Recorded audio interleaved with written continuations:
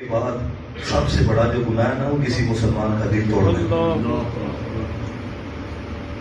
آپ دیکھیں نا، جب بندہ کسی کو تکلیف پہنچاتا ہے تو سب سے پہلے اس کی انسانیت کے اوپر سوال اٹھتا ہے۔ بندہ کہتا نہیں ہے یار تو انسان ہے، یہی کہا جاتا ہے نا۔ کیوں؟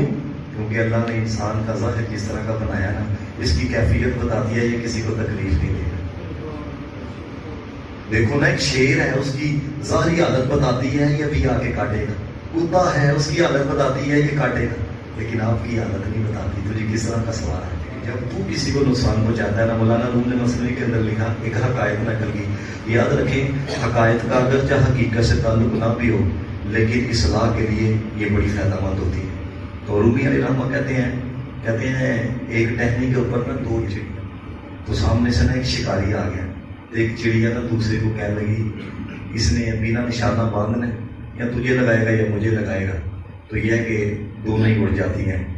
تو وہ جو دوسری چڑیا تھی نا، اس نے کہا یہ ہمیں کیوں تکلیف پہنچائے گا، دیکھو یہ تو اشرف المخلوقات ہے، یہ سمجھدار ہے، عقل ہے، یہ ہمیں کیوں تکلیف پہنچائے گا، یہ نہیں پہنچائے گا۔